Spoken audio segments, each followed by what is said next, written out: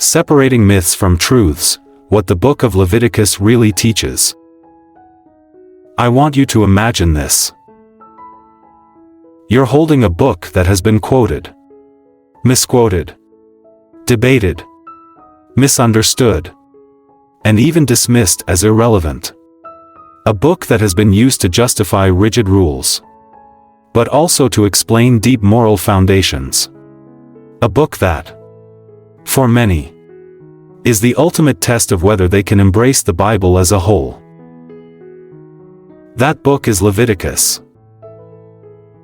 And today, we're going to uncover its secrets, not just by reading it, but by seeing it for what it truly is, a book that, if understood correctly, could change the way you see faith, morality, and even life itself. But first, let's be honest. What comes to your mind when you hear the word Leviticus? For some, it's a set of ancient laws that feel outdated. A rulebook filled with instructions about what to eat, what to wear, and how to make sacrifices. For others, it's a book of contradictions, seemingly harsh and unforgiving. A part of the Bible that doesn't quite fit with the message of love and grace found in the New Testament. But what if I told you that everything you thought you knew about Leviticus was incomplete? That beneath the surface, behind the laws, the rituals, the seemingly obscure commandments, there is something deeper, something that has the power to shake the very core of how we live, how we love, and how we connect with God. Let's start with the biggest myth. Myth number 1, Leviticus is just a rulebook. One of the most common misconceptions about Leviticus is that it's nothing more than a set of rigid, outdated rules designed for an ancient people living in a time and place far removed from our modern reality. And it's easy to see why people think this way.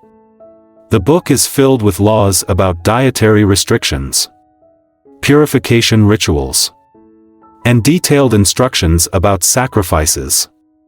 But if we stop at the rules and fail to ask why they were given, we miss the entire point of Leviticus. Leviticus is not about rules. It's about holiness. And holiness isn't just about morality. It's about separation, not in the sense of isolation, but in the sense of being distinct, being set apart for something greater. Think about it. Every great civilization, every thriving community, every meaningful relationship requires some form of separation. You separate yourself from distractions when you want to focus. You separate yourself from harmful behaviors when you want to grow. You separate the things that corrupt from the things that purify. Holiness is the ultimate separation, not because God wants to restrict us, but because He wants to elevate us. And that's what Leviticus is really about. Not a list of impossible rules, but a blueprint for how to live in a way that reflects something higher, something more sacred. Now, let's take this deeper. Myth number 2, the laws of Leviticus are irrelevant today. One of the biggest arguments against Leviticus is that many of its laws seem strange, even irrelevant. Why does it prohibit eating shellfish? Why are there laws about fabrics? Why do some of the laws seem so harsh? To answer this, we need to understand context. Imagine for a moment that you're living in the ancient world.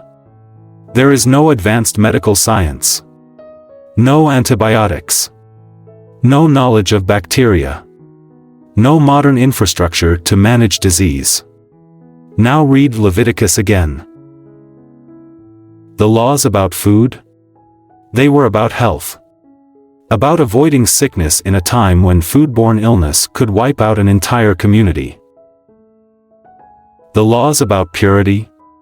They were about maintaining order, hygiene, and a sense of spiritual and physical well-being. The laws about sacrifices? They were not just rituals, they were a way of restoring relationships. Not just with God, but with one another. Every single law in Leviticus had a purpose.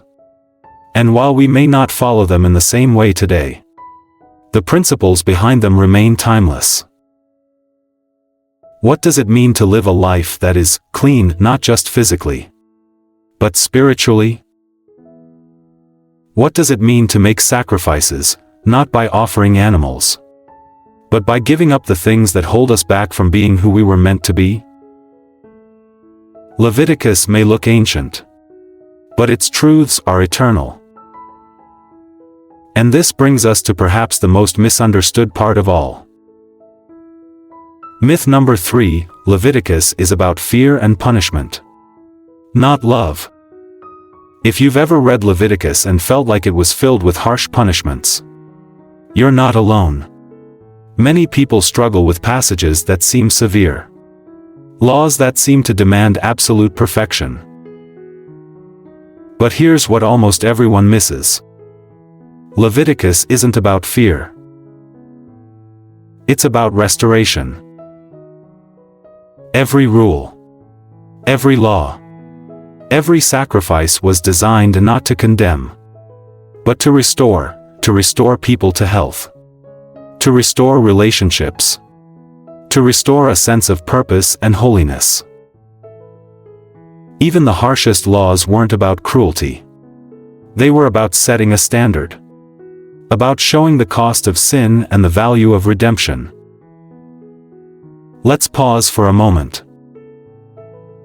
What if, instead of seeing Leviticus as a book of rules, we saw it as a story of redemption? What if we saw it as a book that reveals not just how to live, but how to return to holiness, return to purpose, return to a life that is set apart from the chaos of the world? Because that's what Leviticus truly is. It's not about condemnation. It's about transformation. It's about a God who says, I am setting you apart not to restrict you, but to free you. It's about a God who teaches that the highest calling is not to blend in, but to rise above. And that's where we'll take this next. Because now, we've separated the myths from the truths. But what does this mean for us today? What does it mean to live out the message of Leviticus in a world that no longer follows its laws? What does it mean to be holy in a world that constantly pulls us in the opposite direction? That's what we're about to discover next. The hidden power of Leviticus, how ancient wisdom can transform modern life. Let's take a moment to reflect. If Leviticus is truly about holiness, restoration, and transformation, then what does that mean for us today? Because here's the real challenge. We don't live in the ancient world. We don't bring animal sacrifices to a temple. We don't wear garments woven from only one type of fabric. We don't follow purity laws the way they were written thousands of years ago. And yet, Leviticus still speaks. It speaks because its core message isn't about ritual. It's about alignment, aligning ourselves with something greater. Living in a way that is radically different from the world around us.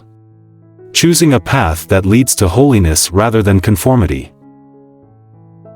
But what does that look like today? Holiness in a world of chaos. Let's be honest.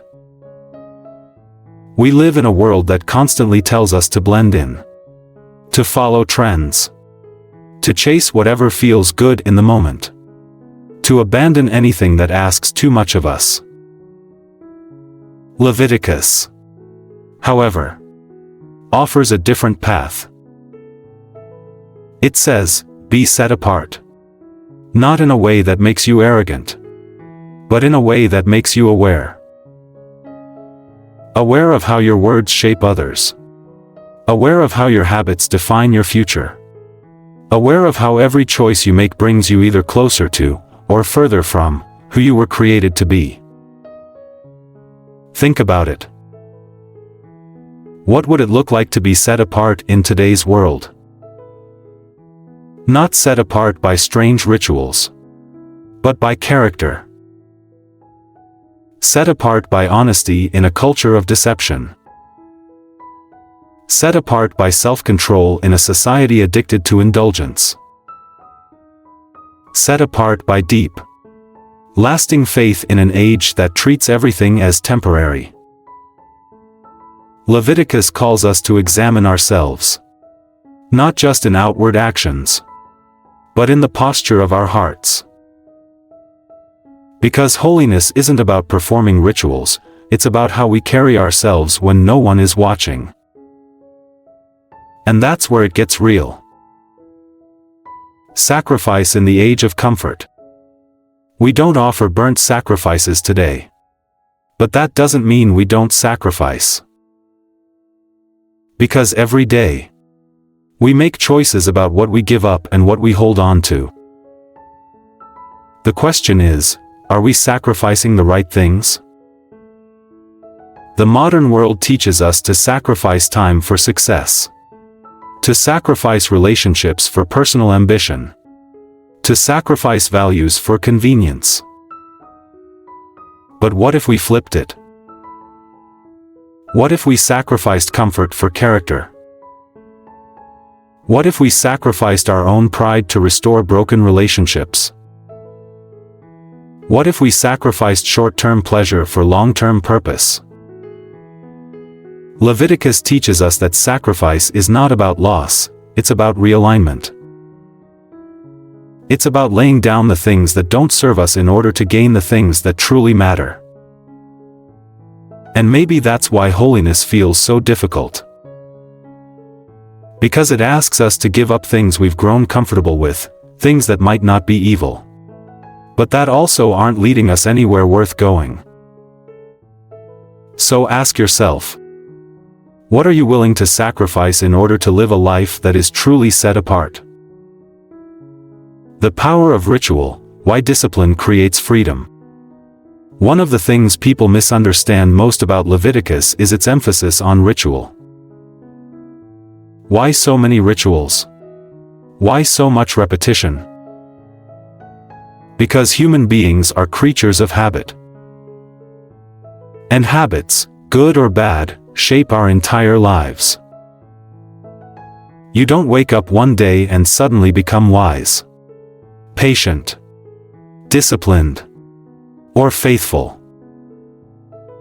You become those things through rituals, the small, everyday choices that shape who you are over time. Leviticus understood something that modern psychology is only now beginning to confirm. What you do repeatedly becomes what you desire. At first, a ritual might feel difficult. But do it long enough, and it transforms you. Discipline creates freedom. Think about it.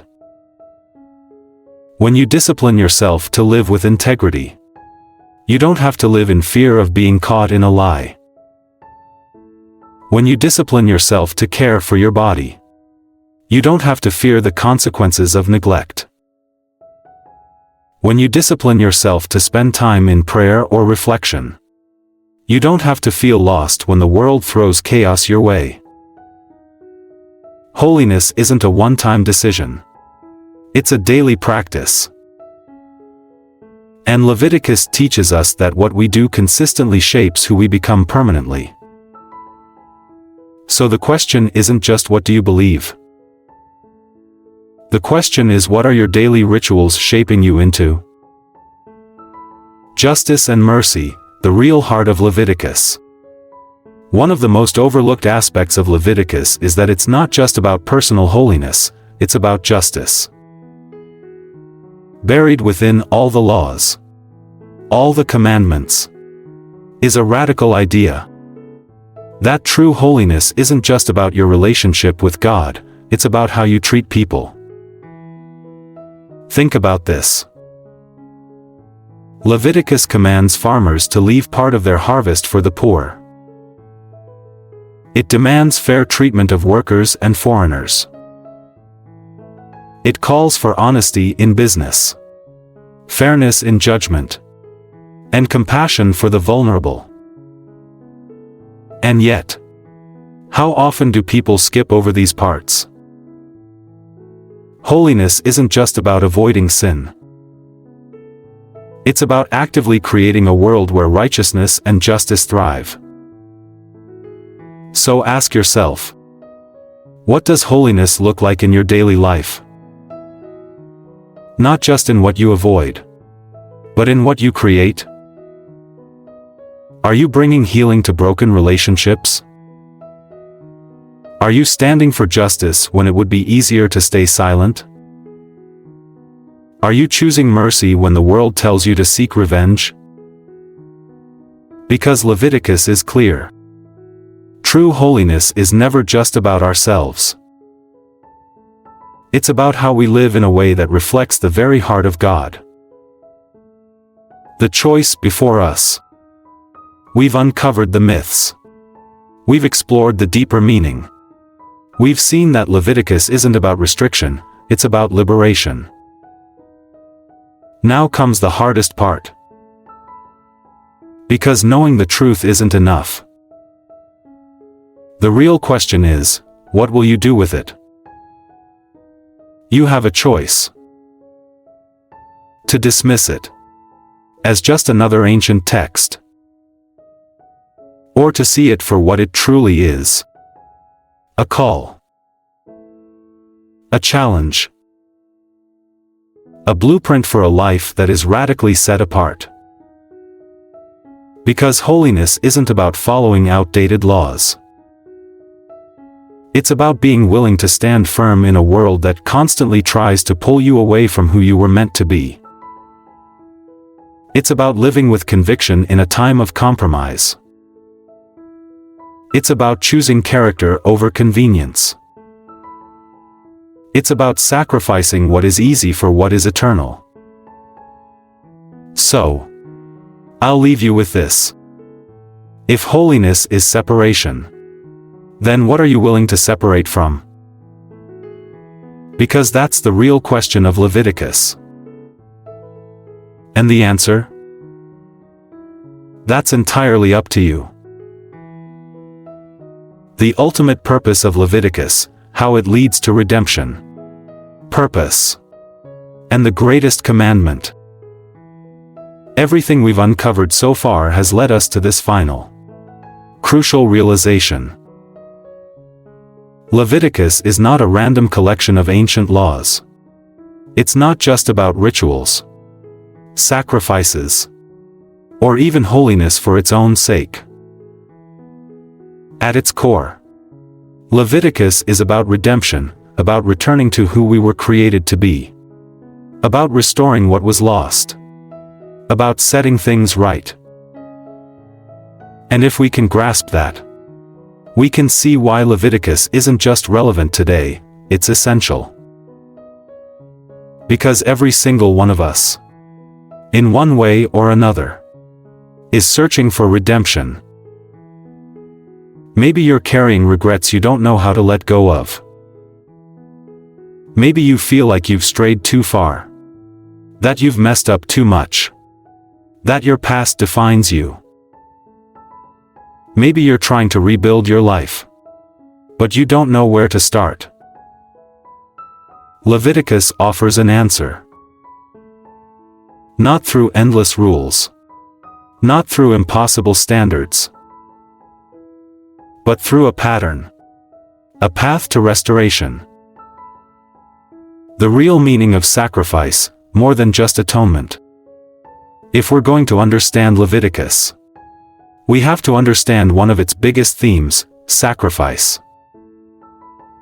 Not just as a ritual, not just as an act of atonement, but as a symbol of transformation. Think about this. Why were sacrifices required?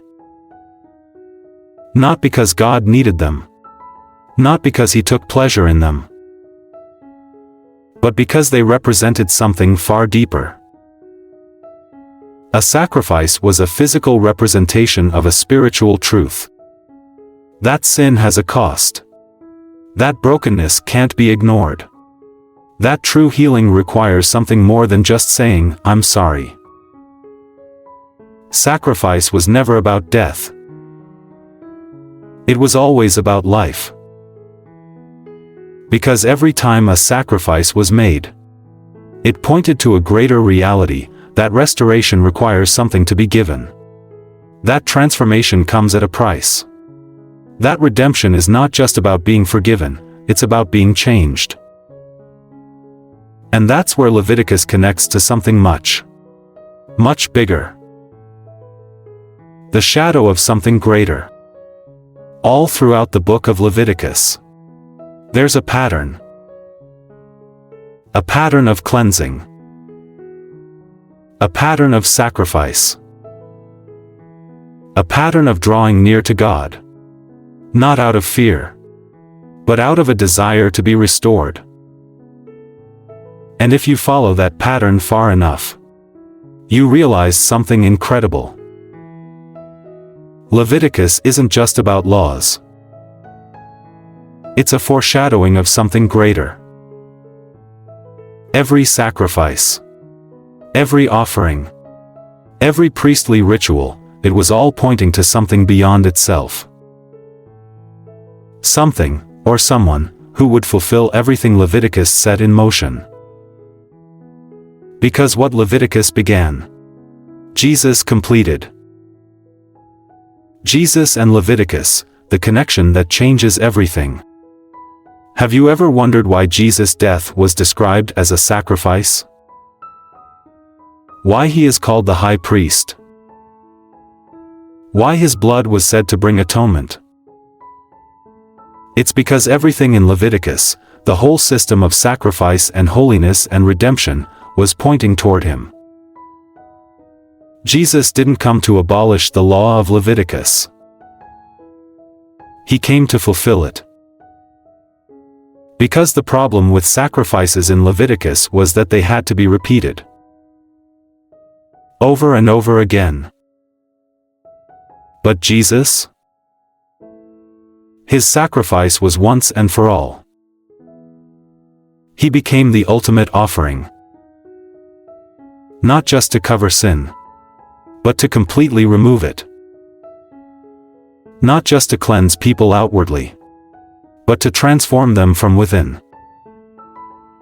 And when you see that, when you understand that Leviticus was never just about ritual but about the coming of ultimate redemption, everything changes.